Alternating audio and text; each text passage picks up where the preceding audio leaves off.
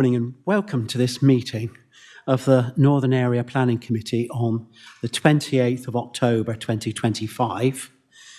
This is one of the three area-based planning committees of Dorset Council. For the benefit of the public attending today or watching on the live stream, I'm Councillor Richard Crabb, Chair of this committee, and to my left is my Vice Chair, Councillor David Taylor. Today, our democratic officers are John Miles and Louis Wicks.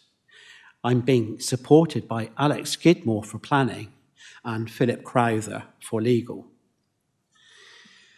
The meeting is being live streamed and will be available to view on the council website afterwards. By attending this meeting, you consent to being filmed. Can I remind everyone that when you are speaking, please speak directly into the microphones so that you can be clearly heard and seen. Please could I remind members about discussing applications with one another during any adjournments. The Planning Committee is not a public meeting, but a meeting to which the public is invited. All attendees must comply with the ruling of the chair. They must not interrupt the meeting nor cause undue disturbance. To support this, please switch off your mobile phones and select silent mode for the duration of the meeting. And those using Teams, please ensure microphones are on mute and your device volume is set to 0 to maintain audio quality. I think that it will be useful to explain the format of this meeting to members of the public. The committee is a structured meeting whose purpose is to decide planning applications. The way that it works is that there are 12 members, including the chair. Planning officers present planning applications to the members and to the public, along with a recommendation. After that, objectors, supporters and applicants have strictly 3 minutes each to speak. Local ward members also have 3 minutes to speak. Once the public speaking is complete, members of the committee then ask mostly technical questions of the officer about the application. Once those are satisfied, we move on to the debate amongst members. At the end, a vote is taken to determine and decide the planning application. The nature of the meeting is that strictly no questions or interruptions may be made by anyone who are not on the committee. Also, no papers or evidence can be handed to the committee at any time. Just to remind everyone, only those who have registered to speak in accordance with the speaking protocol will be invited to address the committee for a maximum of 3 minutes. No materials are to be circulated to members of the committee. We have one planning application to determine today. This is for 3 units to be built at Saxon Maybank near Bradford Abbas, along with the sewage treatment works. For this application, the case officer will be invited to present their report and recommendations. Next, I will invite members of the public who have registered to speak to address the committee in the following order: the public against, public in support, the applicant or agent, town or parish council, ward members. Each speaker has 3 minutes. Please use the microphone on your desk to speak. Turn on the microphone by pressing the right-hand side button and then press again to turn it off when you've finished. Please speak clearly. I will give you a heads up when you have 30 seconds left of your 3 minutes. Following public speaking, the planning officers will have the opportunity to address any salient points they wish to clarify, and committee members will be given the opportunity to ask questions of the planning officers before moving on to the debate. When we go into councillor questions and debate for the benefit of the public watching, can the members state their name and ward when addressing the meeting, always directing comments via the chair? At the end of the debate, I will take the vote by a show of hands. The voting detail will be recorded in the minutes if 3 or more members make the necessary request. Okay, now I will start the agenda. We have received apologies from Councillor James Vitale and Councillor Carl Wood. Declarations of pecuniary interest or other conflict of interest or bias or predetermination. Should something come up during the meeting that you think you should declare, then please let me know straight away. The minutes of the last meeting. Well, the minutes of the last meeting, held on 14th of October, will be agreed at the next Northern Area Planning Committee meeting because of the short interval between this and the last meeting. Members of the public wishing to speak to the committee on a planning application should notify the Democratic Services Officer no later than 2 clear days, working days, before the meeting. The deadline of this meeting was Friday, 24th of October at 8:30 a.m. Are there any members of the public who would like to speak now, before the applications are heard, or when the application comes up? No? Okay, I'll carry on then.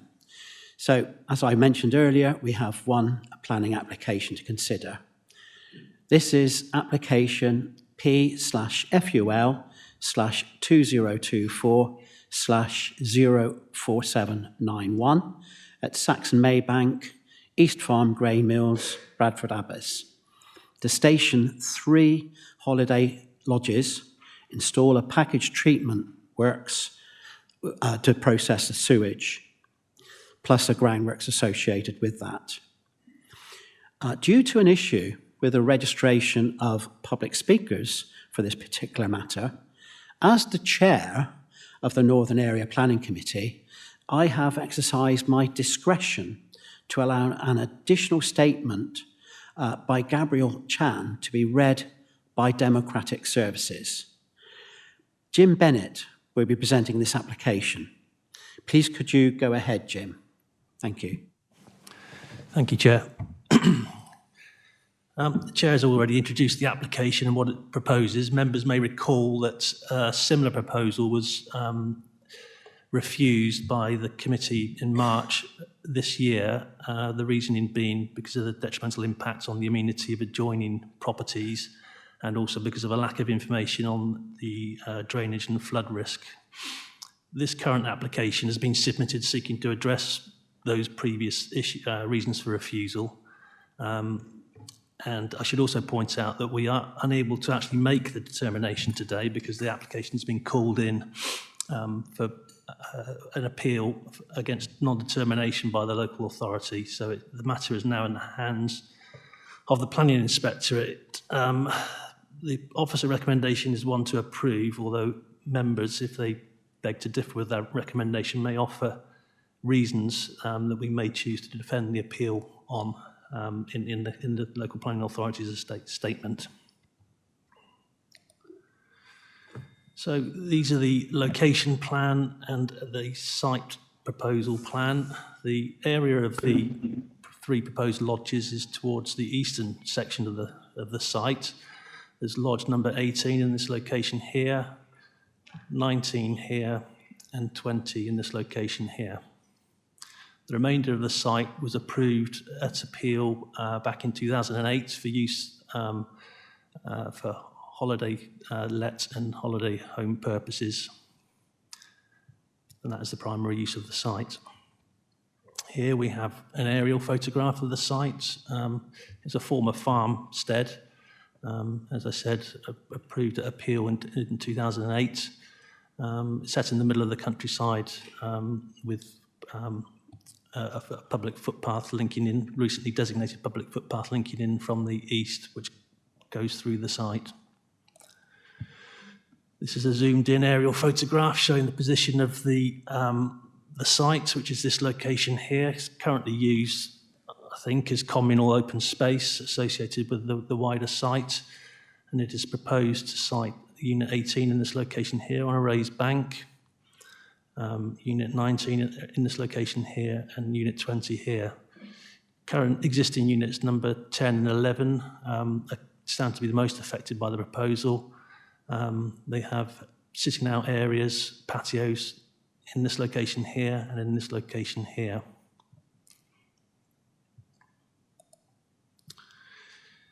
This slide shows the previous proposal on the left-hand side. Just seeks to demonstrate what the changes were to the proposal in respect of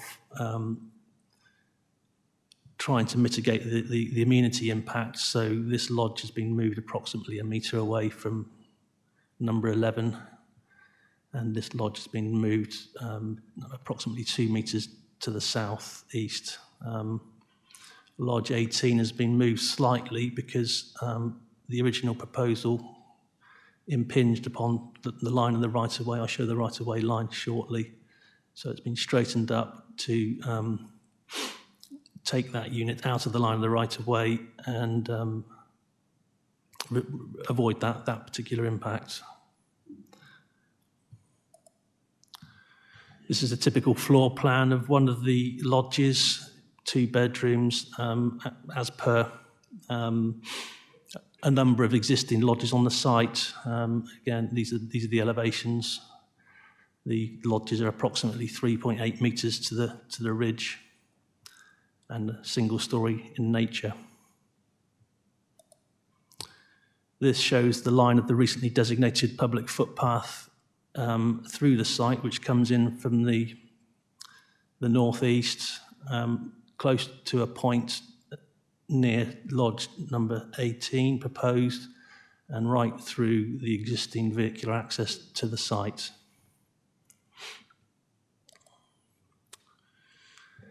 Some concerns were raised about flood risk and drainage on the site, which was one of the previous reasons for refusal. The site is within flood zone 1 with the lowest possible risk of flooding. Although this slide does show the nearest areas of flood risk, there's groundwater, a small area of groundwater risk here, small area of surface water here, and there's a very small area of surface water just to the immediate north of the site boundary in this location here. A flood risk and drainage strategy has been submitted with the current application, which the lead local flood authority have agreed, and that they have stated that the proposal would be acceptable in terms of flood risk and drainage. This slide shows the proposed landscaping around the entire site, which proposes tree planting around a lot of the perimeter, represented by the yellow, blue, and red dots. It shows the 3 lodges proposed in this location here. And I think it signifies why officers came to the recommendation they did in terms of the degree of separation of the lodges from existing units. The degree of separation is very similar to what you see through the wider site, between 8 and 10 metres.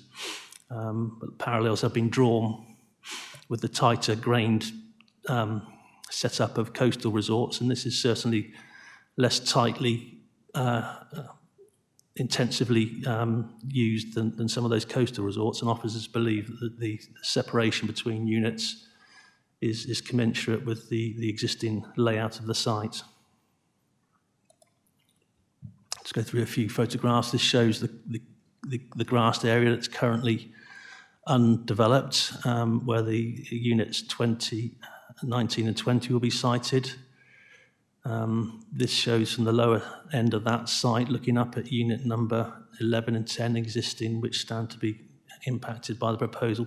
You can see the sitting out areas in this location here and here.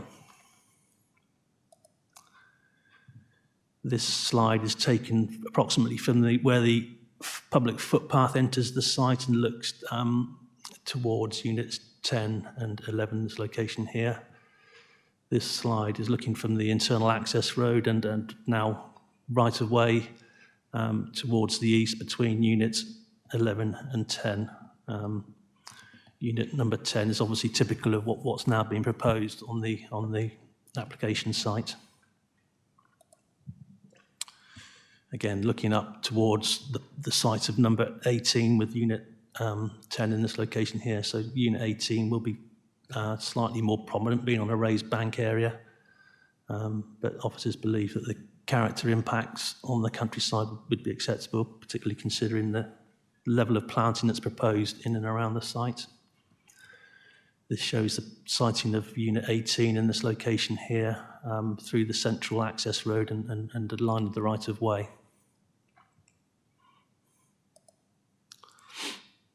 Again, just general slide showing the right of way line and access to the site, and another slide from the access point of the right of way into the site. So overall, to sum up, the application had the planning authority been able to make a decision today, officers recommend approval of the application subject to conditions, considering it being acceptable in principle in terms of visual impact and in terms of flood risk, highway safety, drainage, and on a neighbouring residential amenity. So, had the application not been subject to appeal, officer recommendation would have been one to grant subject to conditions, but members are free to make their own comments on the application. Thank you, Chair. Thank you, Jim. Just a couple of points that I would like you just to go over. One is that historically it's had a licence as a caravan site. I'd like you just to explain that. And the second point is the access and how the Lodge 18 has been moved. Thanks.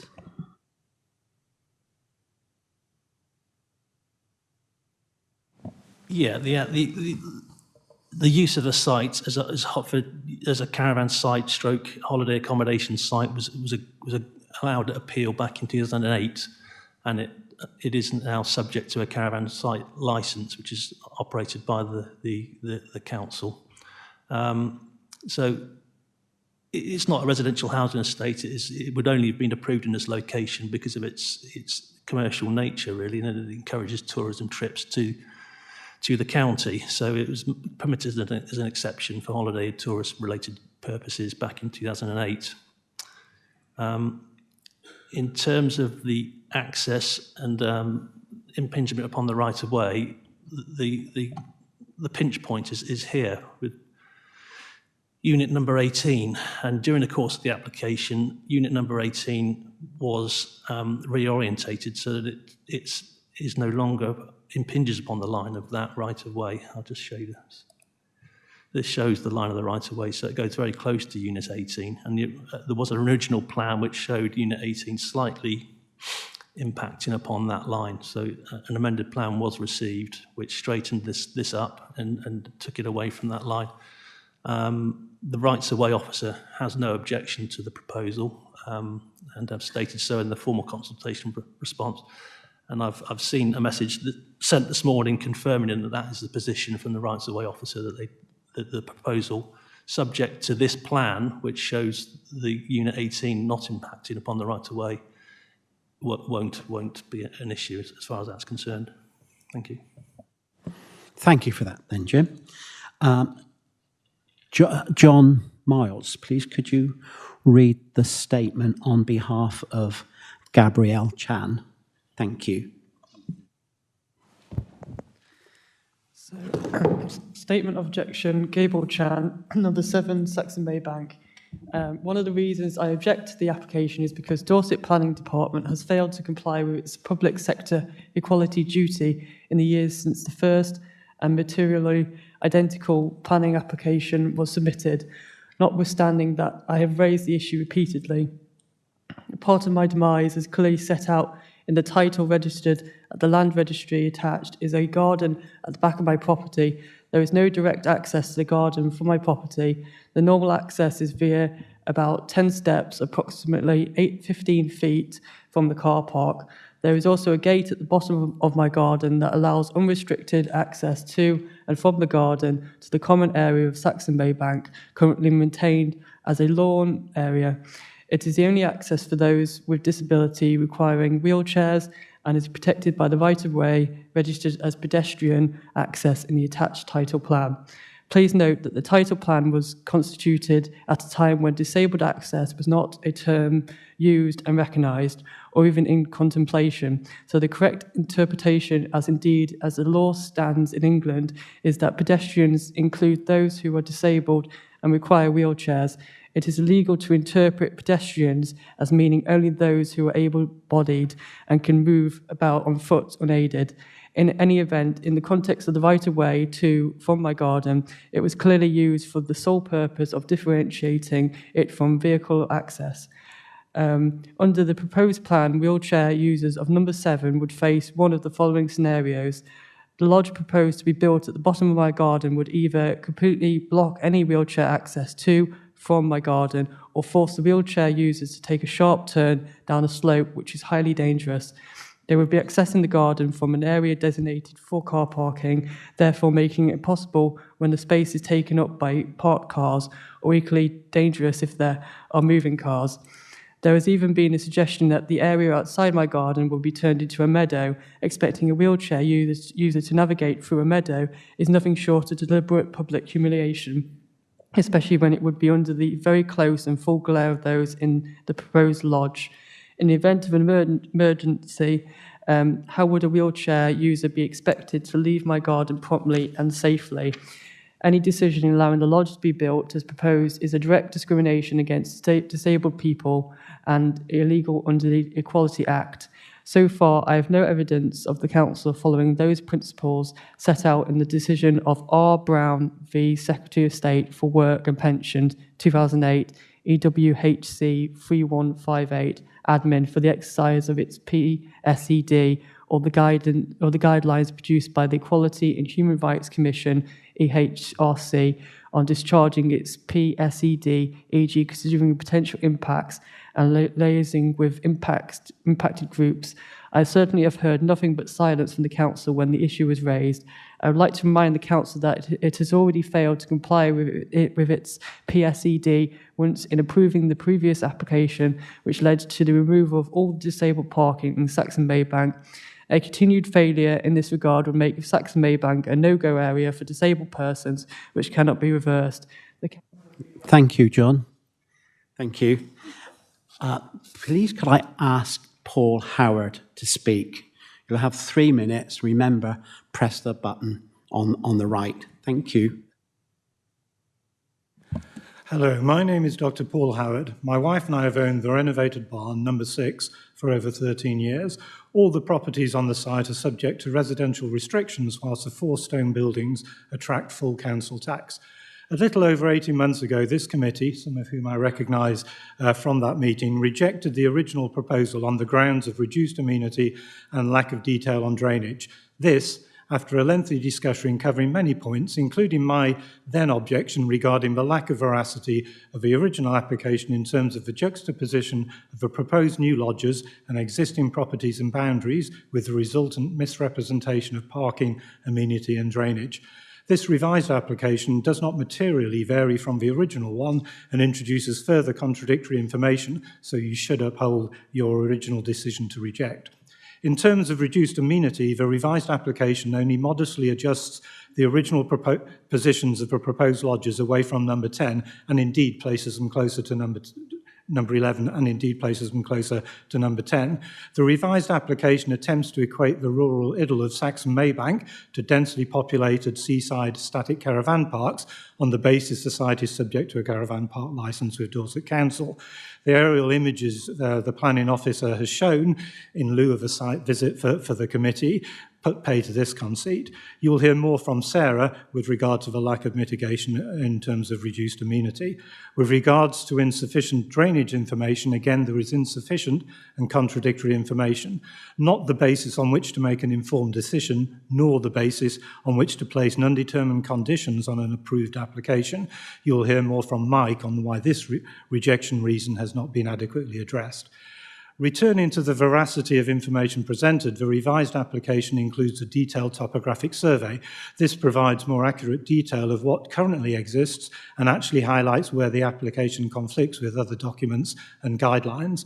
Proposed Lodge 18 remains problematic. The parking space and turning circle are in conflict with Dorset Council parking requirements, and access will involve lengthily reversing either in or out of the space, this directly along the route of a recently re-established public right-of-way. Furthermore, proposed Lodge 8 is clearly less than 3 metres from the boundary of the site, in conflict with the site licence, and both the proposed drainage field and proposed Lodge 20 are in the buffer zone of a TPO protected oak. Finally, the revised application posits the proposed expansion of the site is in response to growing need and interest, yet only 2 of the 16 properties are available for let, and the freehold of the site has been on the market over the last year. So in conclusion, you rejected the proposal 18 months ago. This revised proposal is not materially different. It does not mitigate the 2 reasons for rejection and cast doubt on areas previously discussed by the committee. Therefore, we respectfully ask that you uphold your original decision. Thank you, Paul. Could I please ask Mike Park to speak? Remember, you have 3 minutes. Morning, my name is Mike Park. My wife and I own number 10 Saxon Maybank. As members are aware, this application sits within the Somerset Levels and Moors catchment, which is particularly sensitive to phosphates and foul water. So the application must comply with the additional legal requirements of the Conservation of Habitats and Species Regulations 2017, which requires an appropriate assessment to ensure that, quote, no reasonable scientific doubt remains that phosphate risks are properly mitigated in perpetuity. Importantly, the burden of proof is on the competent authority conducting the assessment, and even more importantly, these regulations are binary. If scientific doubt remains, if the assessment can't rule out an adverse effect, the application must be refused. It cannot be dealt with as a planning condition. Natural England delegated Dorset Council as the competent authority to carry out the appropriate assessment, and the Council conducted the assessment relying entirely on the applicant's foul drainage expert report, concluding that the threshold was met.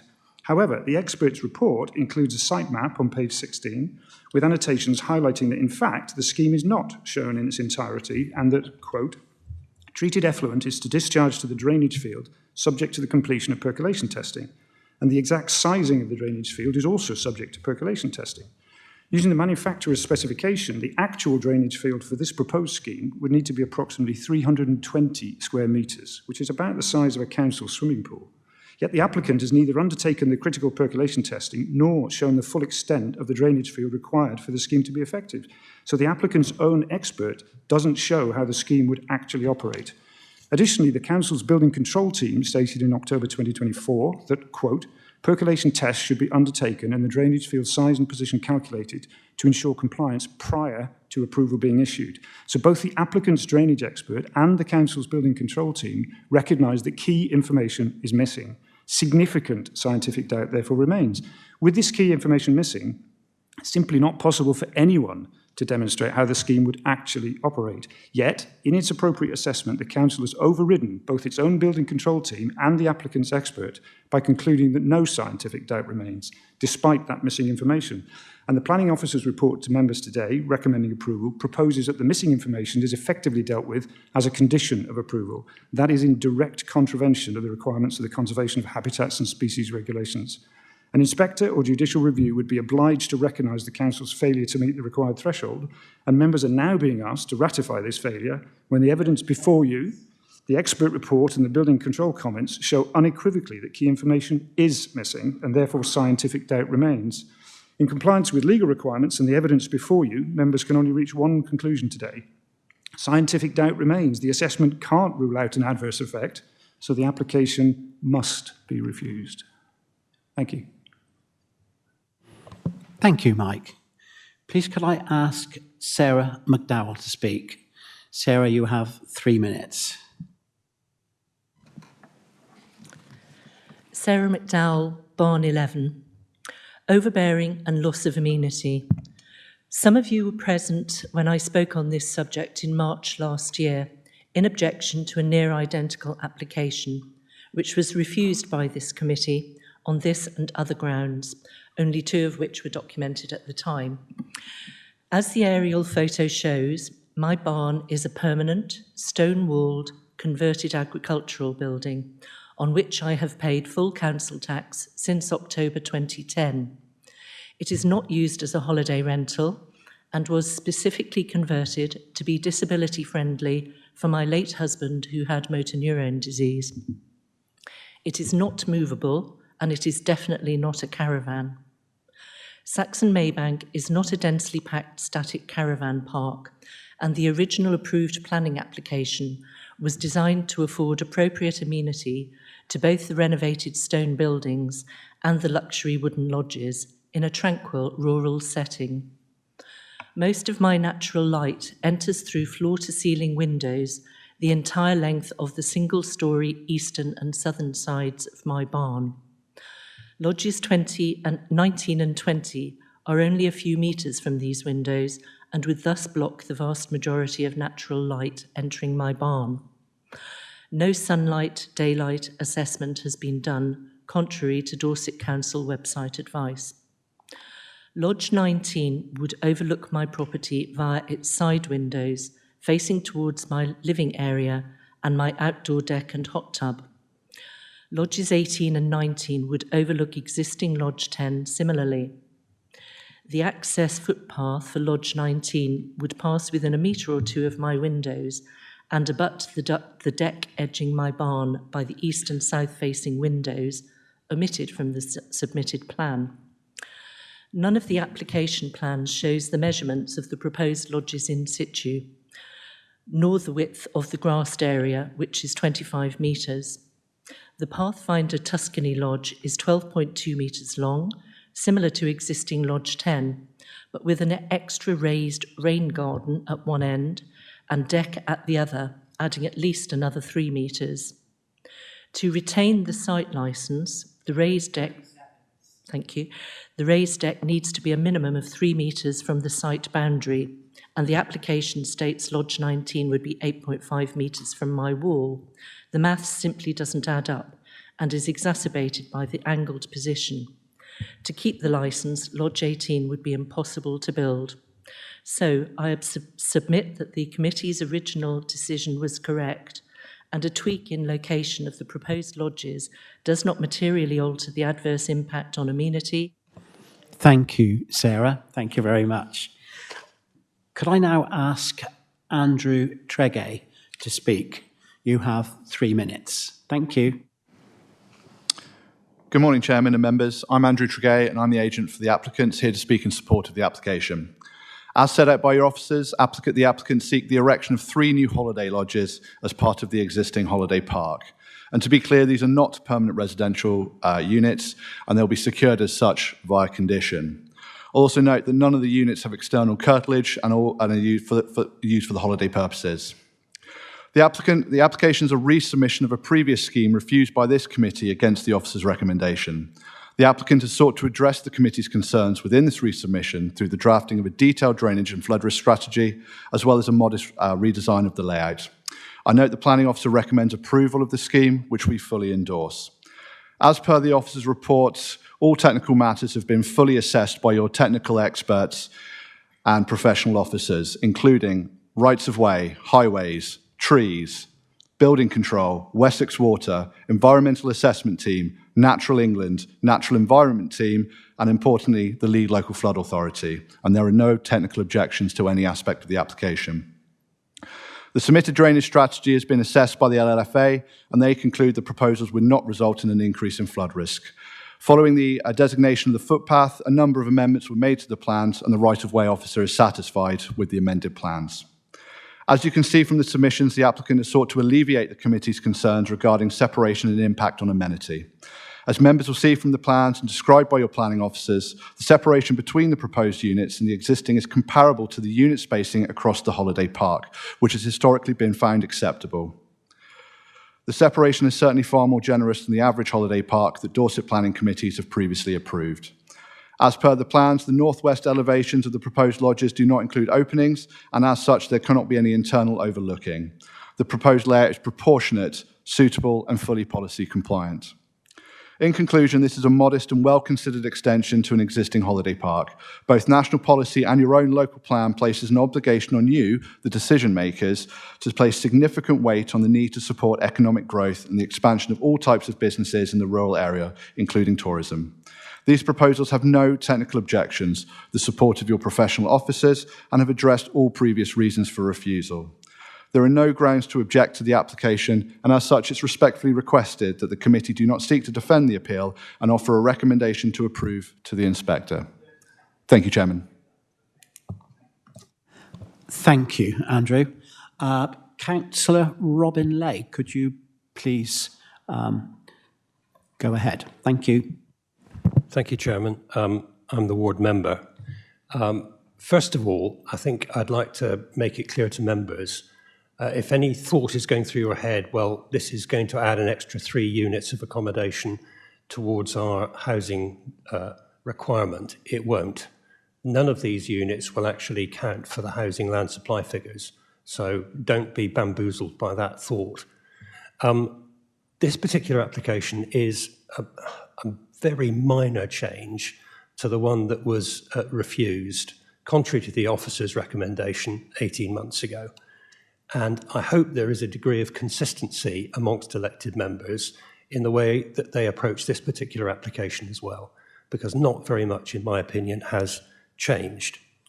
The key points, to my mind, are the adverse effect on amenity of Unit 11, that's the barn conversion.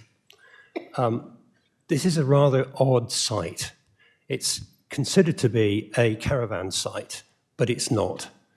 Only 2 of the units of the 16 are actually let as short-term accommodation. This is not a kind of coastal holiday park where people fetch up for a couple of weeks, maybe come once, perhaps come twice, but never come again. All of these units, or substantially all of these units, are either long-term licenses or long-term leases. Paradoxically, and you can go to the estate agent's windows in Sherborne at the moment and see a number of them are for sale. The ones which are lodges pay no stamp duty on transfer and pay no council tax. The barn conversions pay a full stamp duty and, paradoxically, well, in fact, they pay an increased stamp duty because they're classified as second homes. They also pay a double council tax. So some of these units on the site are paying more than traditional £1 million houses, which are being sold within the community of Sherborne. So there's a clear, if you look at barn 11, the main living accommodation for barn 11 is an oak-framed and glass structure. Anything in front of it, you're not going to be able to carry out your daily living in that kind of circumstance where another dwelling is in that close proximity. And I think the test, the proper test, is the amenity test that we ought to apply to ordinary housing estates, not a holiday caravan park. Okay, I'll come to Econ 7, which is the requirement for proposals on a caravan site to show long-term development plans to improve the quality and appearance of the accommodation on the site. The supporting text of that policy shows its purpose is to encourage the modernisation of outdated caravan sites so that the density of such sites is reduced and better quality accommodation provided. This is an intensification, not a reduction of density. Thank you, Councillor Legg. Thank you for everyone for your contribution there. Please could I ask Jim to address any salient points? Thank you. Yes, I think with regard to the first representation that John read out, I believe the unit in question is this one here, with regard to the private access to the rear of the property. I believe currently they come in this direction down here where the proposed parking spaces are. Now, private means of access is really a private legal matter, not beyond the planning system, but the applicant has in their gift to talk with this occupier in order to provide. It seems possible that a pedestrian access could be provided in this location here to provide them with reasonable access to the rear of their property. In terms of nutrients impacts of the proposal, the council's environmental assessment team, as well as Natural England, have agreed that the proposed mitigation plan is acceptable, and the conditional approach has been taken in this instance because the proposal relies on a bespoke scheme within the boundaries of the red line, so it wasn't considered necessary to go down the Section 106 route to secure that packaged treatment plant upgrade. Our technical advisors have advised us that what is proposed is acceptable. In terms of amenity, I've gone over that previously. Officers believe that the spacing of the units proposed is similar to that proposed throughout the site, which the current slide shows, and we believe that what is proposed is acceptable in terms of amenity, although members may choose to take a different view. So that's all I've got to say. Thank you, Chair. Okay, thank you very much for that.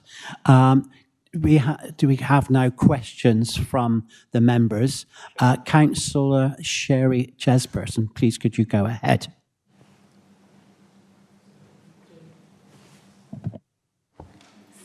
Thank you, Mr. Chairman. Councillor Sherry Jesperson, Hillforts and Upper Tarrants Ward. I just got a couple of points for further clarification. But before I do that, I have to ask the question because the first person to speak, I guess, needs to ask this question. So could we have some clarity as to why this planning application was not determined in time, and why it has therefore gone straight to appeal? Because the implications of that, we need to know why as a committee, because there is a cost to the council in failing to determine an application on time. So I would like some, not least the fact that we have a special planning committee to now not to determine it, and there's a cost involved in that, but I would also like some clarity with regard to the position if we contest this appeal, will we automatically get costs awarded against us if we lose that? So that's my first question. Could we have some answers, please, as to why this application wasn't determined? Go ahead, please, Jim.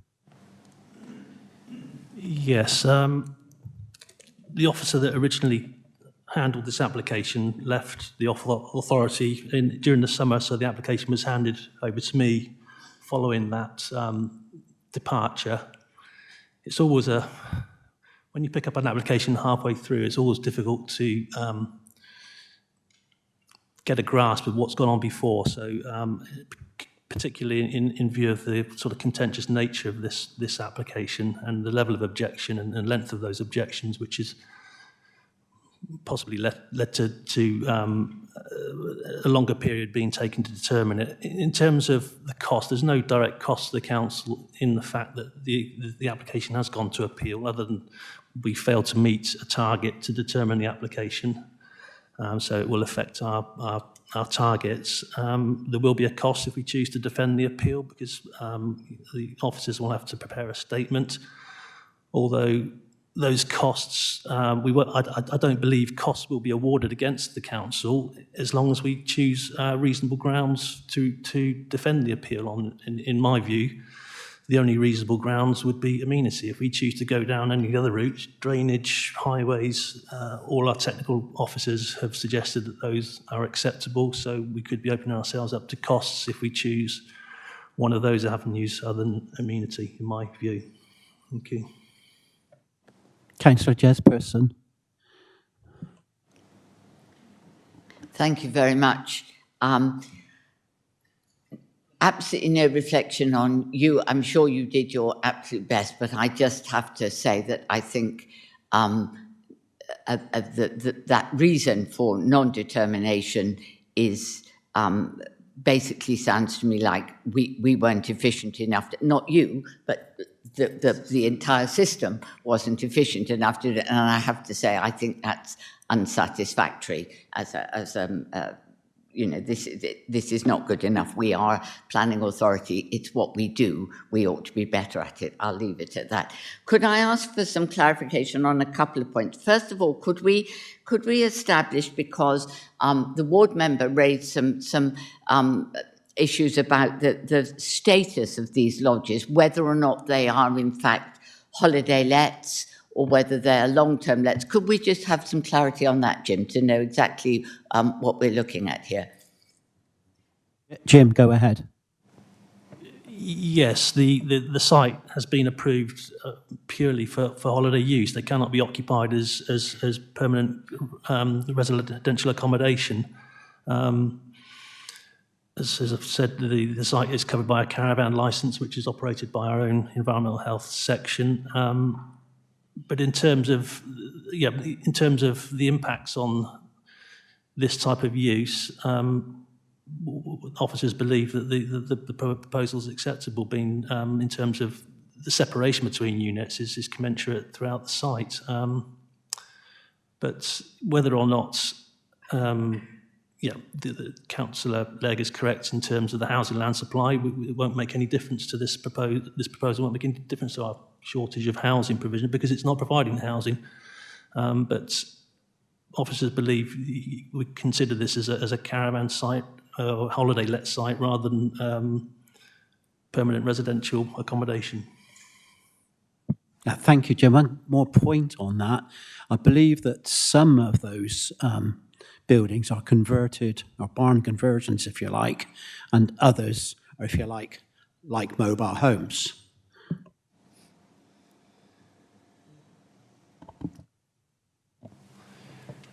Yes, some of them are more permanent and substantial than others. I believe 10 of the units are lodges that could be quite readily moved, and under the definition of a caravan, they'd be defined as such.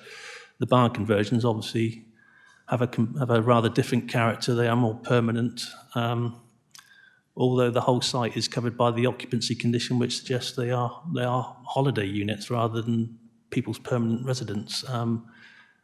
Not that it makes a particular difference in terms of how we assess the impact on amenity, but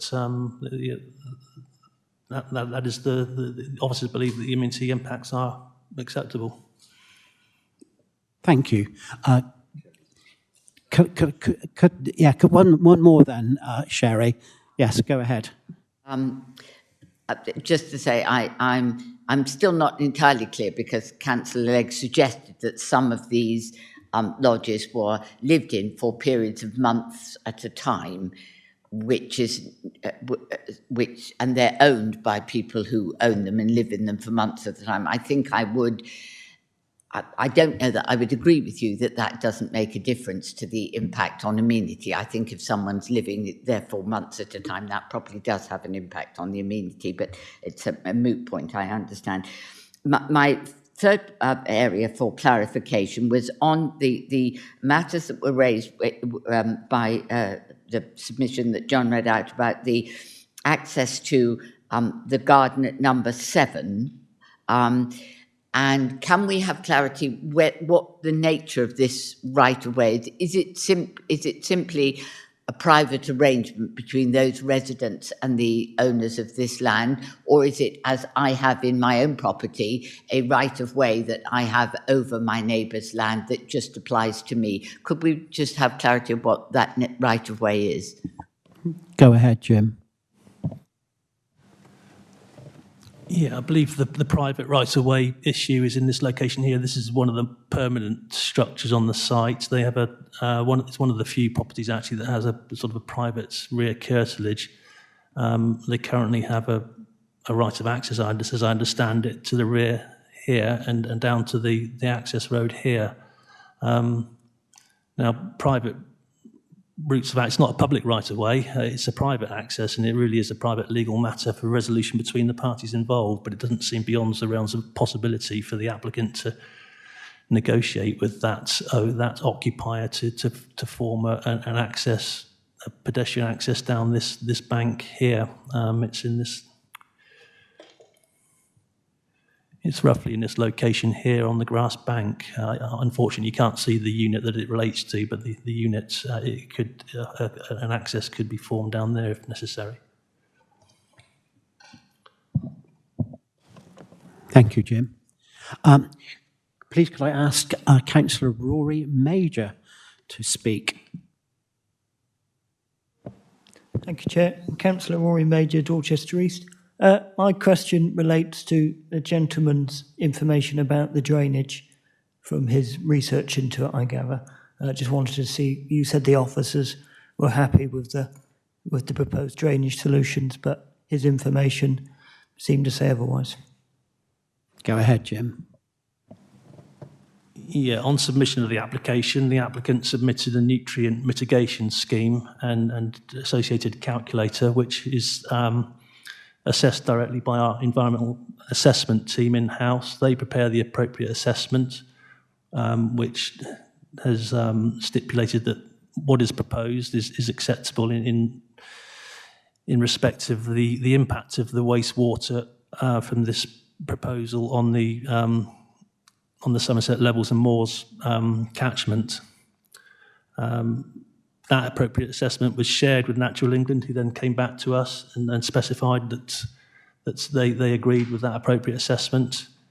Hence the conditional approach we've taken, because the mitigation scheme is entirely within the red line of the site, and there are several conditions which relate to the correct provision of that upgraded package treatment plant in this location. In this location here, our technical officers suggest what has been submitted is acceptable. Thank you, Jim. Do you need to come back to that? Okay. Could I please ask Councillor Alex Brenton to speak? Thank you, Chair. As a relatively new member of this committee, I'm Councillor Brenton of Litchett and Morden. Can I just make a comment, and I probably wouldn't make these comments if, shall we say, the presentation was slightly easier to understand. On this screen at the moment, we have lots of pretty coloured dots, but the key on the screens that we have is so tiny that I'm afraid I can't read it. So what are the difference between the blue things, the yellow things, and the red things? So that's one question. It would be much more helpful if, because I haven't done a site visit, I accept, I was not on this committee at that point, the area which has the barn conversions more, do these properties have any curtilage, or is the curtilage all-encompassing, so therefore the owner could move properties, or, that he can change the outside area that places have? Because I would have thought if you bought a barn conversion that you intended to live in for, say, 8 to 10 months a year, you'd want to know, what is your property? Did they not buy any land with the property when they bought it? That's a question.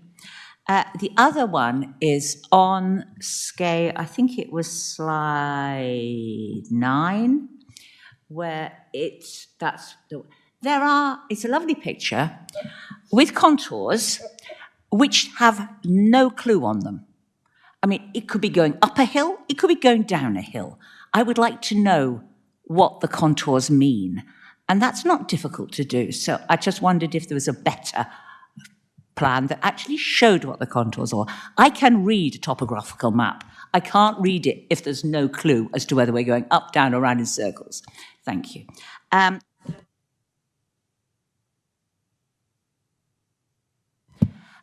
The one question really is, on the one of the landscaping scheme, could we have some indication of what the yellow and red dots mean? And also a question about curtilage. Thank you. Thank you, Councillor Brenton. Jim, could you answer those points? It's acknowledged, yeah, the key's not very legible on this, but the yellow trees are mature standards. They're proposed trees. So the yellow dots are proposed trees, largest trees. The blue dots are medium-sized specimens, and the red ones are smaller specimens. In terms of curtilage, most of the units within the site have like an open aspect to the wider site. East Farm is the original farmhouse, which has its own defined curtilage. These units here have a sort of a rear curtilage, as we've alluded to before, with regards to the private access to the rear. But for the most part, most of the units within the site are open without a tight curtilage, although they do, as I've said before, they do have decking and sort of sitting out areas on elevations in this location here. Number 10 and number 11 has one at the southern aspect of the property. In respect to this, well, in terms of contours, the site is in an elevated position. This slide was just put up to show drainage or flood risks associated with the site, and there were no designated flood problems within the vicinity of the site, other than a very small portion of localised surface water risk here. But as far as contours are concerned, the site sits at an elevated level, sloping down from north to south. Thank you, Chair. Okay, thank you. Councillor, could you like to come back, please, Alex? Thank you. So, looking at the plan that we have on the screen at the moment, the red boundary is an ownership boundary or a site boundary or a curtilage boundary? There is a slight difference because you cannot change a curtilage without major issues. But if it is just designated by the planners as for convenience, that's a different matter. Go ahead, please, Jim.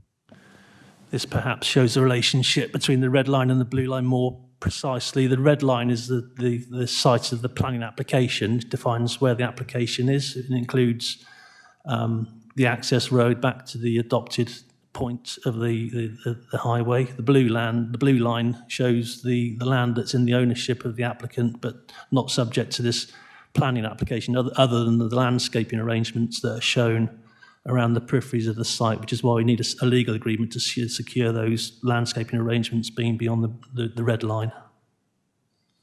Thank you, Chair. Okay, thank you, Jim. Andrew, I'm sorry, I cannot allow you to come in. You've had your talk and that's it now. So the next person I need to ask to speak is Councillor Les Fry. Thank you, Chair. Interesting. I'm just reading my notes from the last application as well. My understanding is that caravans have to be 30 feet away from each other to prevent fire spreading. What's the distance between some of these units, please, Jim? I have a few more questions after that. Go ahead, Jim. The distance between the units is between 8 and 9 metres. The distance between caravans for site licensing purposes will be assessed by the Caravan Site Licensing Authority. If this doesn't meet that criteria, they won't be granted their site licence for these units. So similar with regard to the position of plot 18 to the boundary of the site, if it's within 3 metres and that goes against the grain of the site licence, then that may not be granted. So it might be a case that even if planning permission's granted, if the requisite distances aren't achieved, then they can't meet the terms of the site licence. Would you like to come back on that? Chair, so do we not take into account when we're doing agreeing planning that the distance between the units should be safe for the residents and we don't just agree them because their application's forward? Should we not take account of the fire regulations? Yeah, I'd have thought fire regulations need to be taken into account. Jim, can you address that point? I have to say, I'm not sure, I'm not familiar with the Caravan Site Licensing Act, but 30 feet sounds a bit excessive for separation. I'm looking at some of the coastal resorts, it's certainly less than 30 feet apart, and these units would appear to be acceptable in terms of distance to me, but I won't be granting the site licence, so I'm not an expert in that field. Okay, thank you for that. I do know that a lot of caravan sites use something like 1.5 times the caravan width, right? Something like that. Yeah. Okay, Councillor Jones. Thank you very much. I just wanted to clarify, did you say that these lodges, it really doesn't matter whether they are actually for sale, so really not being used as a holiday home, as a holiday let, as we might think? Because I'm sorry, I've just done a little Googling here, and there's a number for sale, and they're promoting the fact that there's no council tax and no stamp duty. We don't get these properties put on our housing targets. There's certainly then, in which case, no, extra amount of council tax that's paid as being a second home. I just think this is a bit of a sneaky way in for, well, I don't know what, but I don't actually like this. But are you saying we don't have to take that into account at all? Because I've got them all here. We don't have to take into account that these lodges are not holiday lets in the way that we would recognise holiday lets. They're actually being sold as individual lodges that you can stay there for 8 months of the year. That's not what I think is a holiday let. Does that matter, basically? Could you clarify that, please, Jim? Well, the original permission was granted on the basis that the site is only occupied as holiday lets and not as permanent dwellings. The plots are, I believe, for sale. If you want to, I think even on some of the coastal resorts, I think you can buy plots. I might be mistaken, I don't know. But in terms of ownership, the applicant owns the wider site that the lodges sit on. And people are able to purchase plots to site the units on within that site. Some of the more permanent, substantial structures, I believe, are subject to council tax because of the nature of the proposals. But that's not what we're looking at here. They're movable caravans within the definition of a caravan under the Caravan Act. But in terms of the holiday use, we believe the proposal will be acceptable in terms of the amenity impacts. Councillor Jones, would you like to come back on that? I don't really know what to say. I just feel very uncomfortable the fact that none of these, they are for sale. I've just found them. And there's no council tax and there's no stamp duty. And as I can't see that they're not being let for short term, come for the weekend, you've got 2 weeks in August. It doesn't, that's not really a question, but it makes me feel uncomfortable. So I will leave it here for the moment. Thank you, Councillor Jones. Councillor Taylor. Let's try first. Les Fry. Oh, please come back, Councillor Fry. Thank you, Chair. Sorry, Councillor Les Fry, Dorchester West. At the last hearing on the 5th of March 24, Mr. Mike Parks raised the issue of phosphates and the neutrality and the drainage situation. I'm surprised we haven't seen a plan of what the drainage is going to be today, because normally things are, when an issue is raised, you would have thought the applicant would have made a point of bringing it forward. So can we see the drainage plan, please? And the other thing is, can you tell me, please, if a light assessment has been done on the other unit there to see what the impact of the new units will be on the existing units, please? We've heard that floor to ceiling glass, if you put something in front of that, that's going to reduce the light. So has a light assessment been done for that particular one? So there's 2 questions so far, please. Go ahead, please, Jim. I'm afraid I haven't got detailed plans of the package treatment plant. There are the 3 conditions that specify the detail of the package treatment plant that must be provided and maintained in terms of what is proposed. The nutrient impact of the proposal is acceptable in terms of our technical services team that have assessed it. So the location of the plant is shown in pink in this location here, which picks up the existing foul drainage from various plots within the site. There was some concern about the impact on trees in this location of the package treatment plant, but the tree officer's satisfied with the proposal in that respect. In terms of light, this is the proposal. These are quite diminutive structures, 3.8 metres high. These are the elevational plans, similar to those currently in situ on the site with similar separation distances.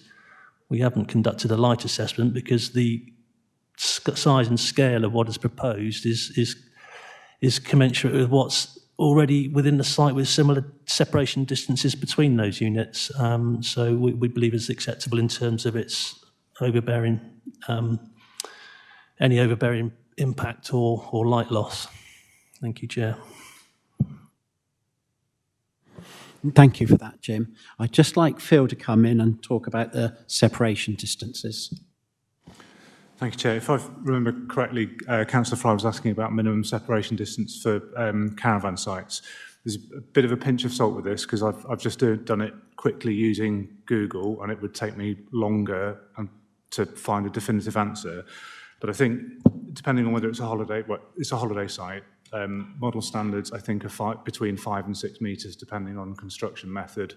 For permanent sites, it's 6 metres, but it can be reduced to, just for information, it can be reduced to 5, depending on the construction type. And there are some projections, like porches, for example, or dormer windows that are allowed within that separation distance. But it's essentially a minimum. I'd take, if you say a rule of thumb, minimum of 5 metres, possibly up to 6. Thank you, Chair. Thank you for that, Phil. Do you need to come back on that, Councillor Fry? Is that okay? Yeah, I'm satisfied with those answers. I'm disappointed with the light assessment. As it was raised at the last hearing, I would have thought it would have been something that would have been pushed forward at the fore of our considerations, that it has been considered and this is the outcome and whatever it is. So I'm disappointed with that. In relation to Gabrielle Chan's access at Unit 7, I don't believe we can do much about that. We can only do with what's in front of us today, and that's the units are in front of us. Regretfully, and that may not help the person concerned, but I don't think that's part of our consideration. Phil Crowther may be able to advise on that, whether there's an implication for that access at all, please, Phil. Thank you. Could you advise on that, please, Phil? Thank you, Chair. So the Equality Act imposes a duty for us to take into account the impacts on people with protected characteristics, so people who are less mobile. It requires it to be considered, not necessarily for steps to be taken. So the application is before you. It essentially, as far as I understand, rests on a private right of way, which is protected at the land registry according to the owner's statement that you've heard. As Jim has said, that would be a matter for the applicant and the owner to resolve. They can't carry out this development in a way which would prevent access along that private right of way. So, it is a reasonable. I think it's a reasonable judgment to make that person's right is protected in law. If there is an impact from this development, they need to resolve that between themselves. Thank you. Okay. Go ahead, Councillor Fry. We cannot take into account the fact that we don't have an access plan for Unit 7 at this time. Is that what you're saying, Phil?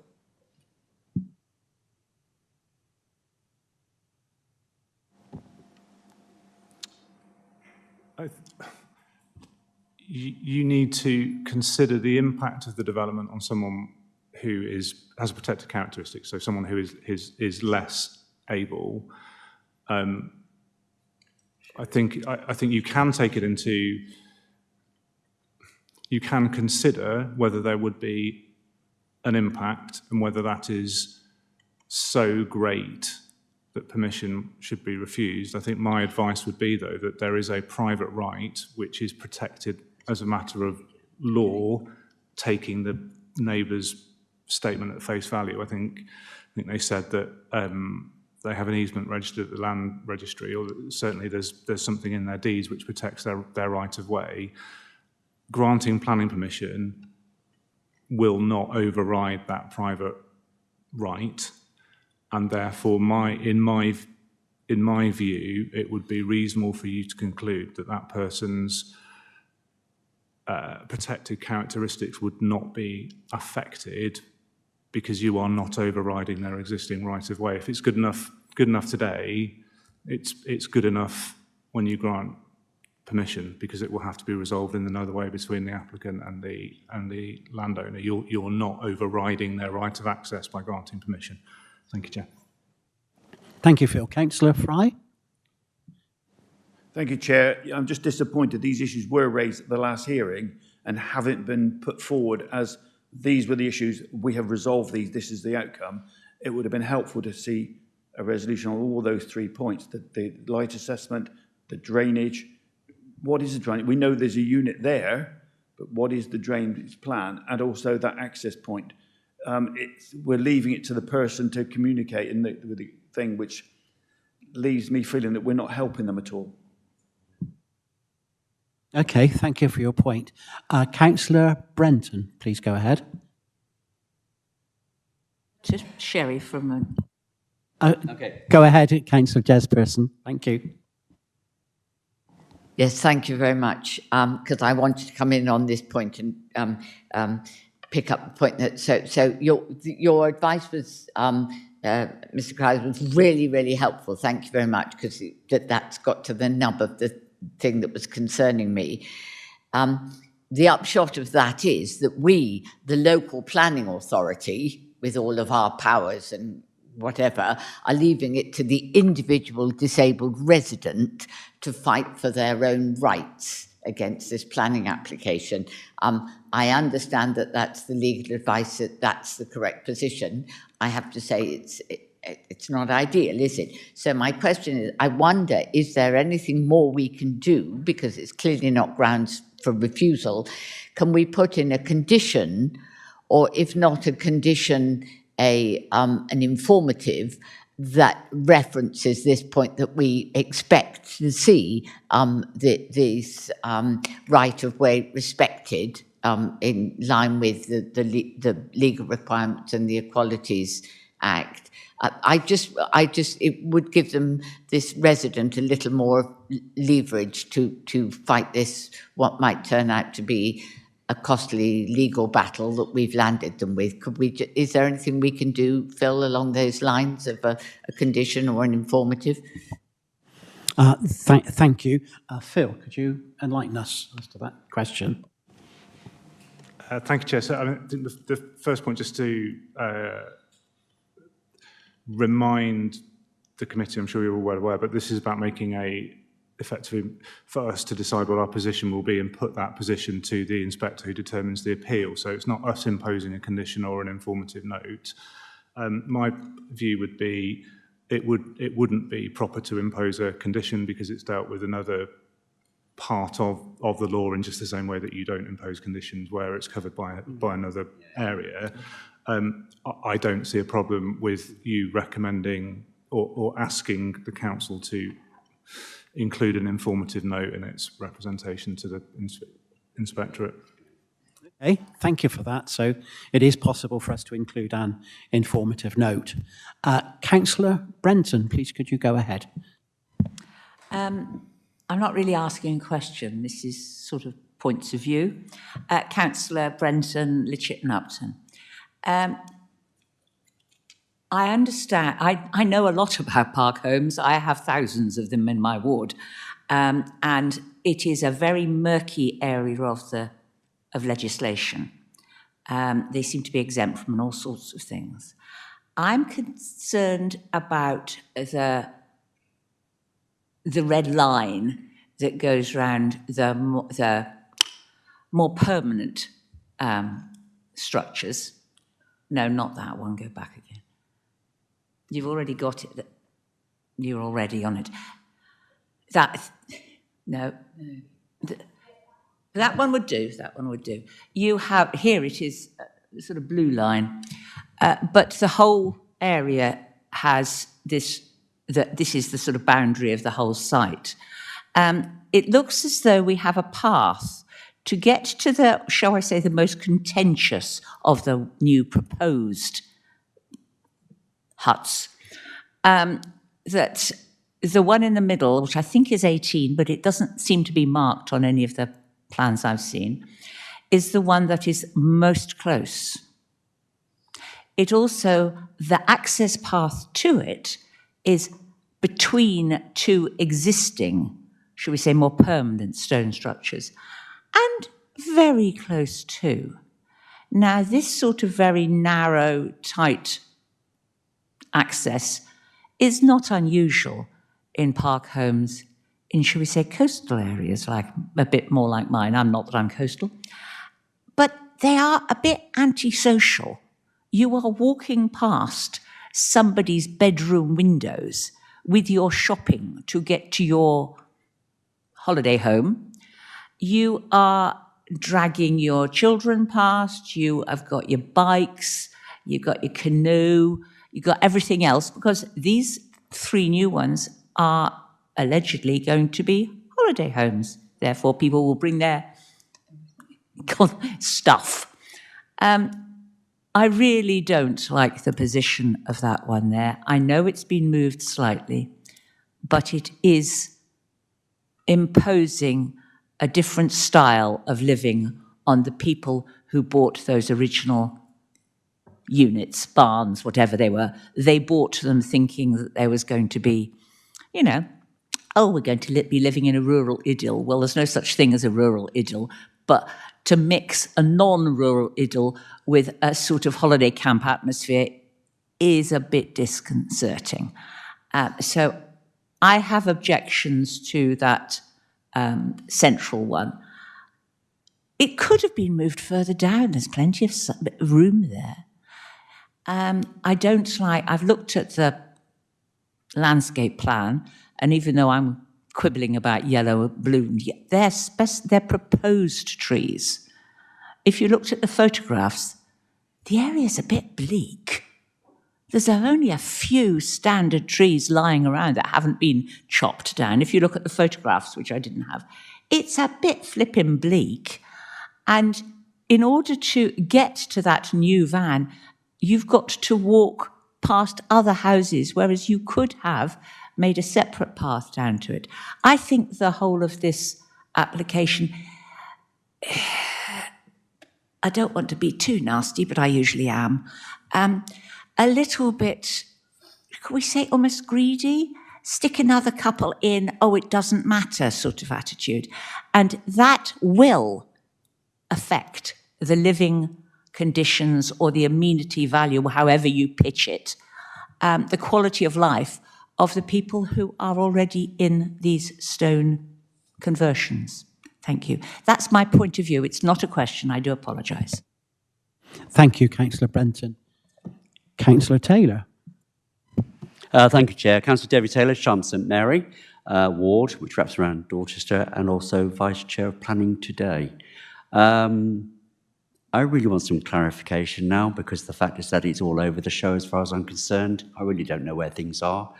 And I'm going to bring it back to basics to say, for example, like chalet number 18, too close to curtilage, I think we find. We established this now. Not quite sure where it is. 19 is too close to one of the chalets at the back, and 20 seems to be stuck out in the middle there. So there seems to be a movable feast, shall we say, going on here, where I don't exactly know where anything is. Coming back to the drainage, that was my first question. I really want to establish where these are, because I don't know. And it's very difficult for all of us to kind of understand what's going on here, with different rules and regulations and stipulations coming in to exactly where things are and what is private and what isn't. So therefore, that's one of my questions, was to find out where the placements are. Secondary, the drainage. Now, this one I'm really kind of biting on about, as well as Councillor Fry has said, and we have said before. I see the drainage has been put in there. I see there is a new pit, but I don't see the safety of it. Is it safety, as in does it leak? Is it a sealed unit, or buried and it's sealed? Okay, because the thing is that with mitigation regarding the pollution, land pollution and sewage, etc., I'd be very concerned. Also, there was mention about the fact that this is servicing some of the units, not all of the units. So where's the rest of it all going? That's what I really want to know about the drainage, because there seems to be an overpopulation of sewage possibilities going on here, and I don't know what's going on with it, on that one there. So there's a land possibility problem of pollution on that one there. We ticked on the disabled facilities, yes. I am a disabled person. I would actually not be very nice. I would feel very uncomfortable about being on this website, because the fact is that the accessibility is virtually nil on some of it. So therefore, I would feel very uncomfortable. That's my question to say. We've already established that it's not a statute in law, but I think it should be taken in, for example, like community health values. People living on the site, the fact that they're having their sites overlooked by the possibility of new buildings coming in, I'm not comfortable with that, of having someone looking in my front window, bedroom window, and everything else all day, every day. And finally, the right of way. We have established this by the sheriff, the people regarding the highways, Dorset highways, regarding the fact that the accessibility should be 100%. Yes, Councillor Brenton said about the fact of bringing in cars, boats, canoes, whatever, past the houses is going to be a nightmare for them. And with the 3 units, that's 3 extra units of holidaymakers coming in all over the year. So we've got a possibility of over-accessibility and possibility of discourse for the entire site. So comfortably, I'm not happy with that. I've said about everything else. 18 is my problem. I just don't get it where it is. And I really wanted some clarification, please, back in, Jim, to see exactly where we stand on this. Sorry, can we bring you back in? Sorry, Chair, can we bring them? Yes, could you come in then, please, Alex? Okay, thank you. There's been a lot of questions, so before yet more questions come in, I just wanted a chance to try and clarify a little bit, if I can.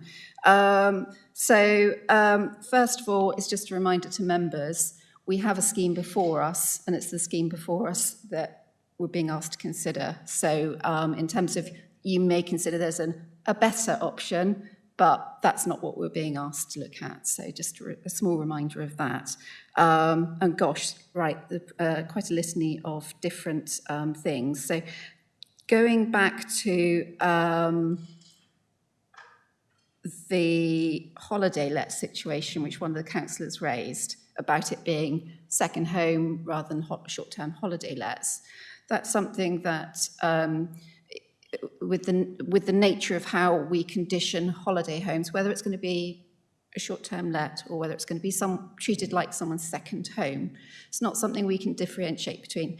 On this particular site, it would appear to me that it's down to the choice and marketing of the owner, the management, and this is their choice. This is, how they've decided to promote and manage this particular site. And from a holiday let point of view, from an economic point of view, we view them the same from a policy point of view. So it's to start sort of splitting that from a strictly policy point of view, that would be quite problematic, really, to explain why someone visiting and treating somewhere as a second home is necessarily less advantageous economically than a short-term holiday let. Different people are going to have different views, but again, if it's a short-term holiday let, there's no guarantee it's going to be let through the year either. But there's limited controls that we can add to that. This is just the peculiarities of this particular site. In terms of light assessment, that got raised. I would bring members' attention to the report and the history part of it.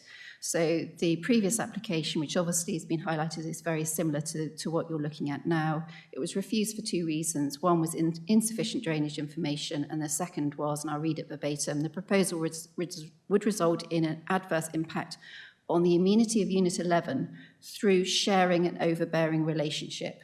which would result in reduced level of amenity.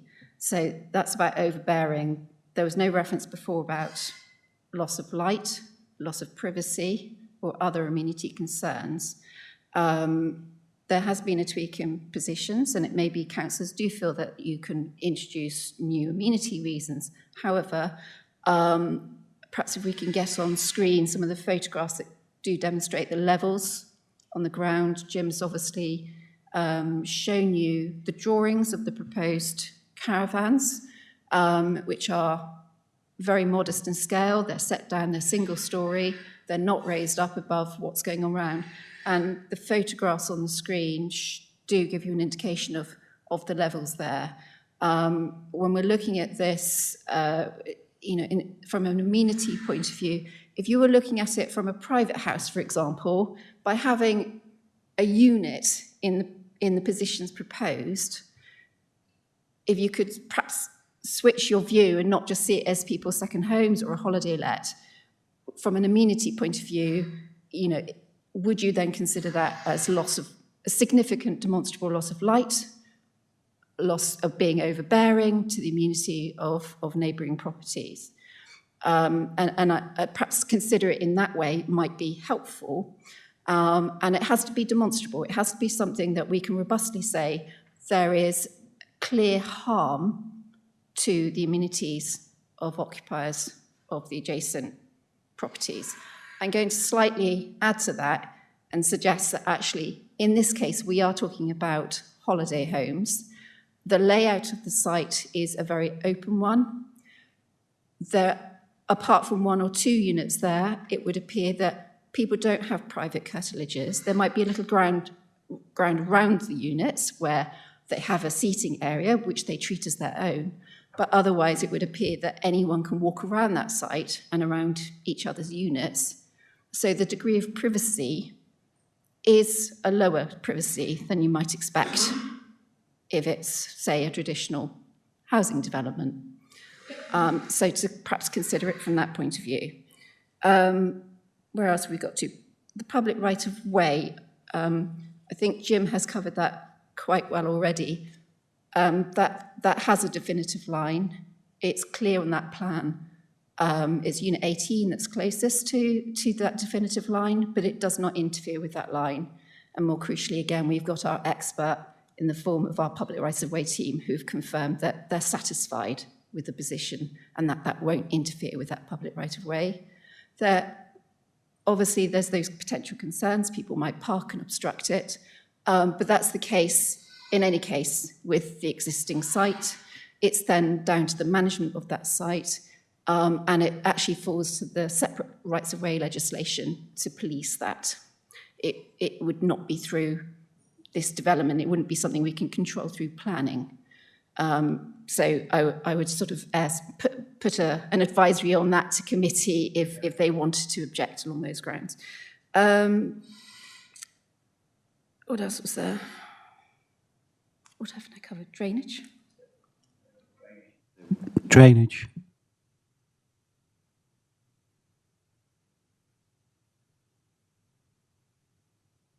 How did that happen? Sorry. It's a ghost. Apologies. It would appear that the drainage on the site has been split for some reason. Looking at the details, I think it was units 6 to 11, the existing lodges currently have their private treatment works because they're not on mains at all, that site at all.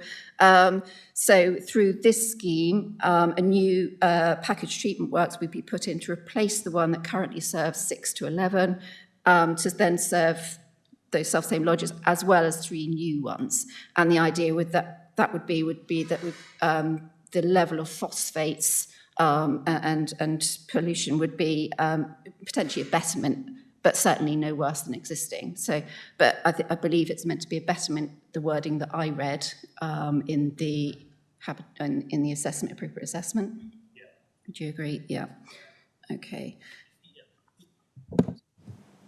The proposed package treatment plant neutralises the impact of the 3 proposed lodges by picking up on existing inferior sewage treatment works for the existing lodges, so that there is no nutrient impact on the levels catchment It's neutral. That's what it has to achieve. Yeah. Okay, thank you. Councillor Taylor, do you need to come back on any of those points? Sorry. Thank you, Chair. I'm still concerned on curtilage, which we quite raised about regarding one of the units. Drainage, yes, we've got a betterment there. Disabled, very annoyed that's not pulled into that. I mean, that will probably be hopefully something that comes in the future.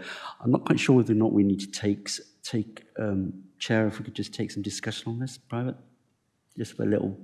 Okay.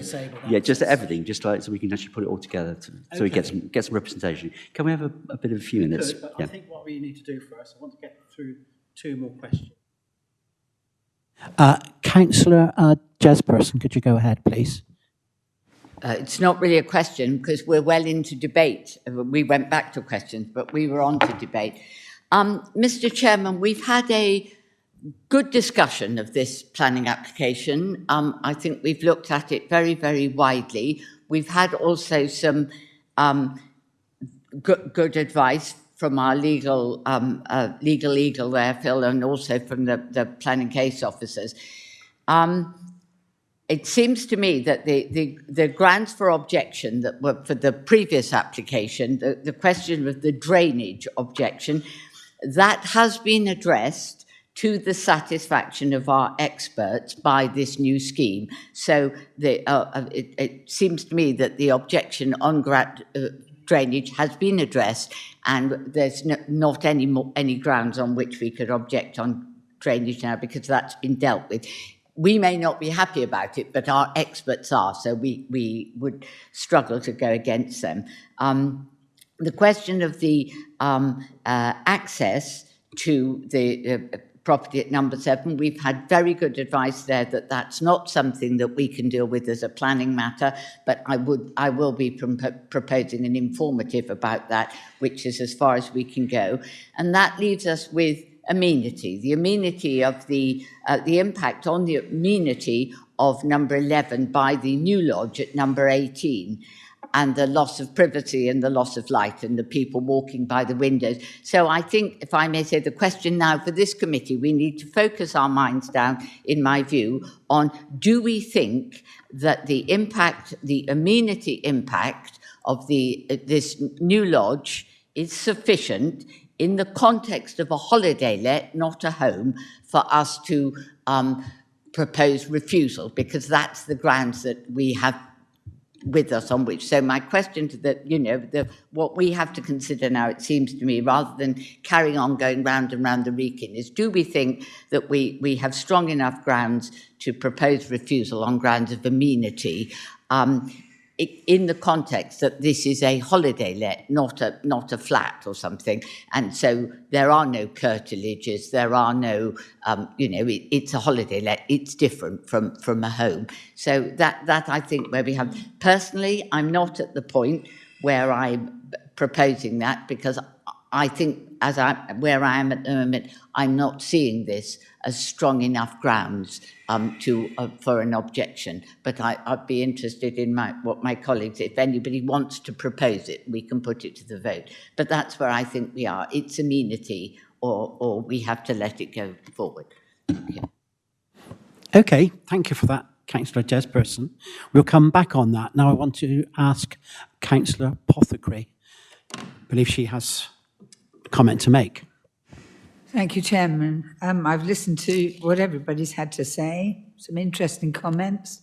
I certainly chime with Councillor Brenton and Taylor, and more latterly, Councillor Jesperson.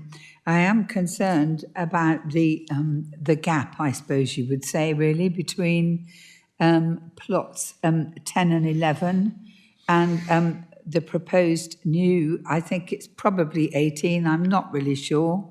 I think by the time they get decking round that, which everybody feels entitled to sit out in the evening, that gap is going to be hardly anything at all. And if you've got people sat out on their decking, the person in plot 11 is going to feel overwhelmed, I would say, with strangers being out there, having a good time, which they're quite entitled to do. Other than that, my thoughts are it's a shame we didn't have a site visit. I think it would have been really helpful, given the slope. I have to say I don't like it at all. I don't warm to this any more than I did the first time we heard it. But I sort of agree with Councillor Jesperson that I'm not sure of the strengths of a proposal to refuse. So I will leave it there like she did, in fact. Thank you. Okay, thank you. Councillor Rideout. Thank you, Chairman. Just to make a comment, I've sat here listening to all the debate. I've obviously heard what some of the people who already live on this site are saying, and I fully understand where you're coming from. And I think if I was you, I'd be doing the same thing here sat in the chamber. But I'm on this side on the planning committee, and I'm looking at planning reasons. And I can see that the drainage, the reasons for refusal last time with the drainage has been addressed.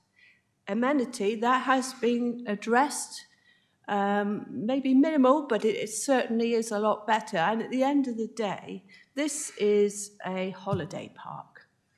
And in that section on the east, there is no curtilage.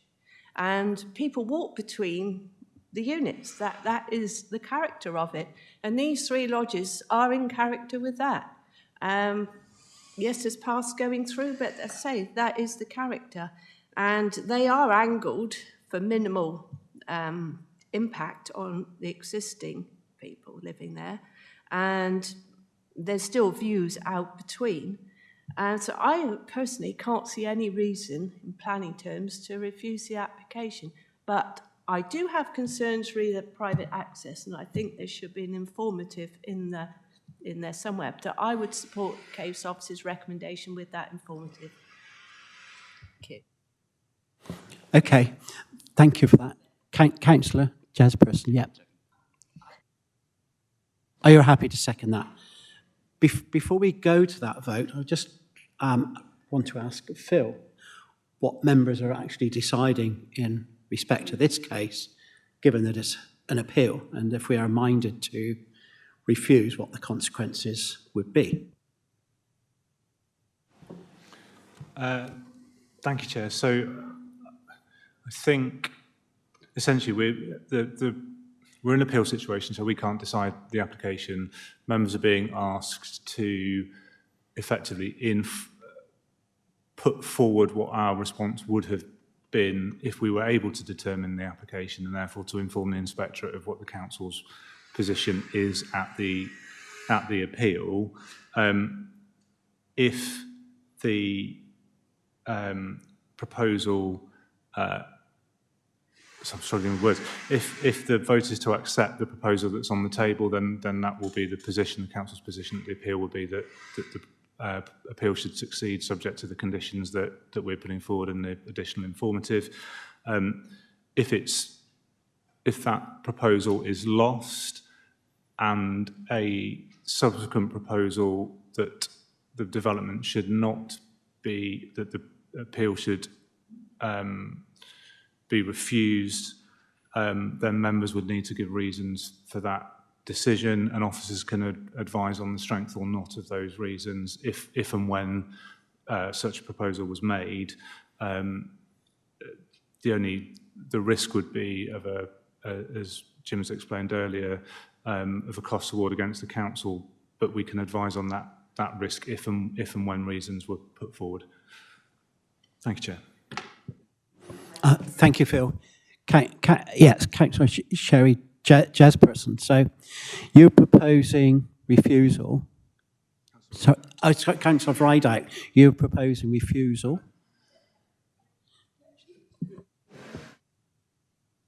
Well, I propose that we support the case officer's recommendation, as in the report. Sorry for that confusion. Councillor Jesperson, and you're seconding that. I'm seconding that, Mr. Chairman, with the addition of the informative in reference to the disabled access. Okay, thank you for that. Then I think we're ready now to go to the vote. So all of those in favour of the proposal to accept the recommendation with the informative, please vote.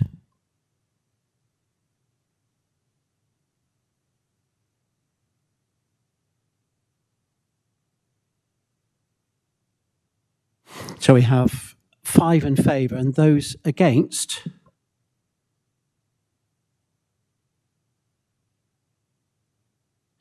So we have 3 against. This means that the proposal is carried. Are there any abstentions? No, I don't believe there are any abstentions. Okay, thank you for that.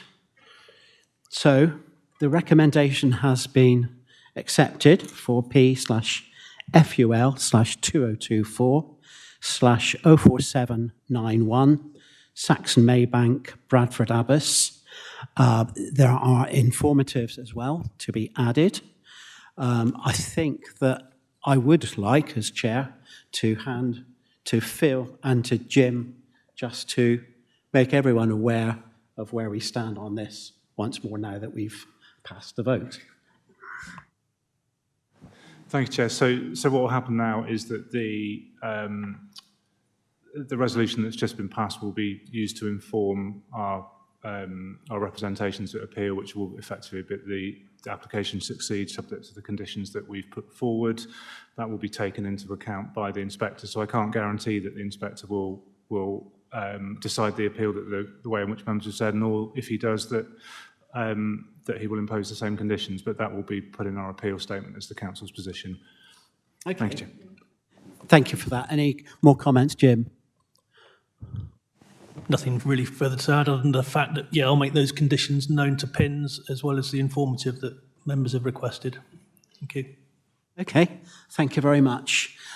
So that item is concluded. We do not have any urgent items. There is no exempt business today. So I therefore close this meeting at 11:42. Thank you all very much for coming today, and thank you for your participation, everyone.